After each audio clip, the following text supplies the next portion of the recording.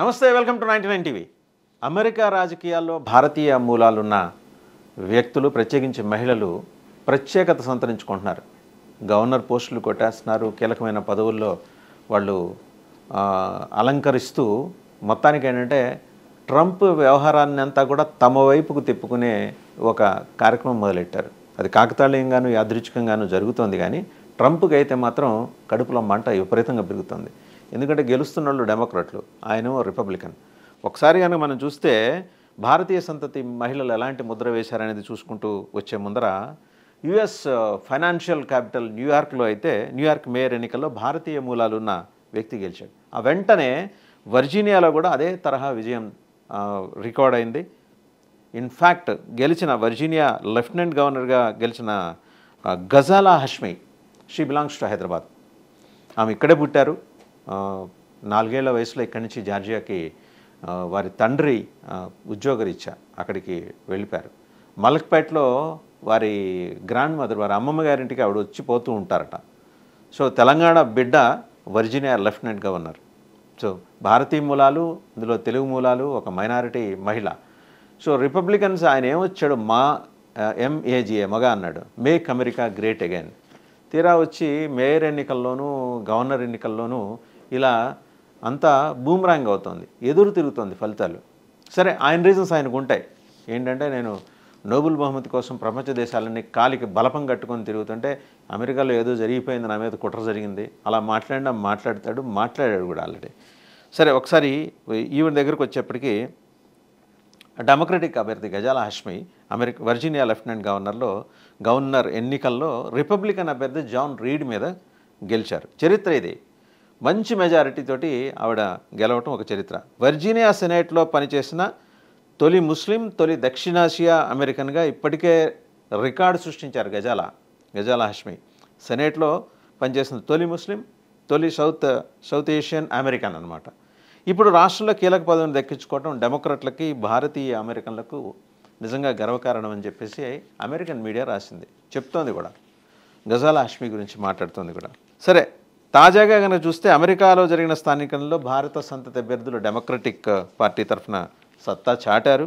New York నగర మేయర్గా జోహ్రాన్ మందాని ఈయన విజయం సాధించారు. ఇప్పుడు గజాలా హష్మి కొత్త చరిత్ర సృష్టించారు ఆవిడ.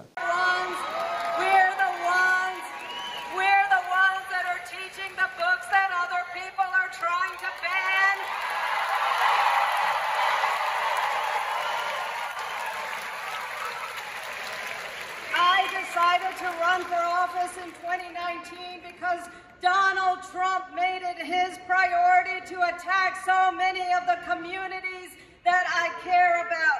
He came into office speaking the language of division and bigotry. I ran for the Virginia State Senate because I knew that I had a responsibility to stand up, to speak up, to be visible. Virginia lieutenant governor పదవికి జరిగిన ఎన్నికల్లో ఈమె గజాలా హష్మి గెలవటం అనేది నిజంగా రిపబ్లికన్లకి మింగుడు పడని అంశం. ఎందుకంటే చిన్న భిన్నం చేసేస్తున్నాడు ఆయన. అమెరికాని బ్రహ్మాండంగా తయారు చేస్తాననుకునే క్రమంలో ప్రతి ఒక్క దేశంతో పంచాయతీ తంపులు, లేకపోతే అన్ని దేశాల్లోనూ శాంతి నేనే స్థాపిస్తున్నాను, యుద్ధాలు ఆపేస్తున్నానని చెప్పి పటాటోప ప్రదర్శన, చివరికి అందరూ విసర్జించిన పాకిస్తాన్ ఎంబడేసుకొని తిరగటంతో పరువు పోయి అంతర్జాతీయ మార్కెట్లో ఈరోజు ట్రంప్కున్న గ్రాఫ్ 32%కి పడిపోయిందిట.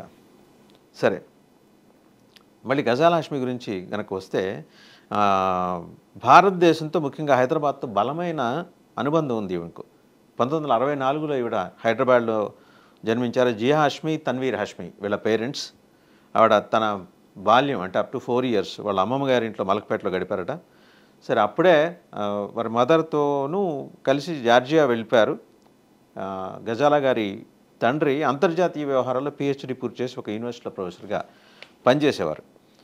ఈవిడ కూడా she is highly educated. BA honours చేసిన తర్వాత she did several other academic courses. అట్లాంటాలోని ఎమరీ విశ్వవిద్యాలయం నుంచి లిటరేచర్లో PhD తీసుకొచ్చారు. సో ఇదండి, ఈ గజాలా హష్మి ట్రంప్ని గజగజలాడించింది. Virginia lieutenant governor. ఇన్ఫ్యాక్ట్ ఒక తెలుగు బిడ్డగా, తెలంగాణ బిడ్డగా ఆవిడ సృష్టించిన ఈ చరిత్రని మాత్రం తెలుగు జాతి మొత్తం గర్వంగా జరుపుకోవాలి. సో ఒకసారి మళ్ళీ ట్రంప్ దగ్గరికి వద్దాం. ట్రంప్ గారికి ఈ మధ్యకాలంలో ఏంటంటే అర్జెంటుగా నోబెల్ శాంతి బహుమతి కొట్టేయాలి. ఆల్రెడీ డిక్లేర్ చేశారు. ఆ డిక్లేర్ చేసిన తర్వాత ఆవిడ పాపం పుండు మీద కారం జల్లినట్టు ఇది నేను ట్రంప్ గారికి అంకితం ఇస్తున్నానండి. ఇదొకటి ఆయనకి పుండు మీద కారం జల్లటమే. సరే అది అయిపోయింది. కనీసం ఇప్పుడు ఏదో అయితే అయిపోయింది, వచ్చే ఏడాదైనా నాకు వచ్చేట్టు చూసుకుందాం అని చెప్పేసి ఇద్దరిని అడుగుతున్నాడు, కనపడిన వాళ్ళని నాకు సాయం చేసి పెట్టండి, నన్ను నామినేట్ చేయండి. But Swedish Nobel awards committee దానికి ఒక డిఫరెంట్ క్యారికేచర్ ఉంది అండ్ డిఫరెంట్ ప్రోటోకాల్ ఉంది. ఖచ్చితంగా జనం మధ్యలో ఉండే వాళ్ళనే ఐడెంటిఫై చేస్తారు. సాహిత్యం కావచ్చు, శాంతి బహుమతి కావచ్చు, సైన్స్లోను పరిశోధనలోను వాళ్ళు చేసిన ఇప్పటివరకు చేస్తూ వస్తున్న ప్రకటనల్లో దానికి ఒక శాంక్టిటీ ఉంటుంది. మొన్న ఎకనామిక్స్లో నోబెల్ బహుమతి ముగ్గురికి ప్రకటించారు.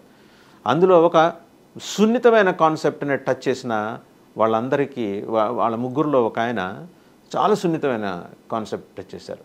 ఏంటంటే క్రియేటివ్ డిస్ట్రక్షన్, సృజనాత్మక విధ్వంసం. అంటే ఒక మార్పుని మనం తీసుకొచ్చే క్రమంలో సహజంగా దానికి వ్యతిరేకత ఉంటుంది. కొత్త నీరు వచ్చినప్పుడు పాత నీరు రెసిస్ట్ చేస్తుంది, తోసేయడానికి ప్రయత్నిస్తుంది. బట్ కొత్త నీరు చాలా బలంగా పాత నీరు తోసేస్తుంది. సో అలాగే నోబెల్ శాంతి బహుమతి కావాలంటే నామినేషన్లు వేయించుకోవటం, మార్కెటింగ్ చేయించుకుంటే రాదు నోబెల్ శాంతి బహుమతి. వాళ్ళ పారామీటర్సు, వాళ్ళ క్రైటీరియా, వాళ్ళ ప్రోటోకాల్స్ చాలా డిఫరెంట్గా ఉంటాయి. ఓవరాల్గా ఏంటంటే ట్రంప్ గారికి ఇబ్బంది కలిగించే అంశాలు రోజుకోటి చొప్పున వస్తున్నాయి. ఈ క్రమంలో ఇప్పుడు వర్జీనియా లెఫ్టినెంట్ గవర్నర్గా గజాలా హష్మి గెలవటం కూడా వారికి మింగుడు పడని అంశమే. సో ఇదండి మొత్తానికి తెలుగు జాతి తరఫున, రెండు తెలుగు రాష్ట్రాల తరఫున మనం కూడా గజాలా హష్మికి అభినందనలు తెలియజేద్దాం.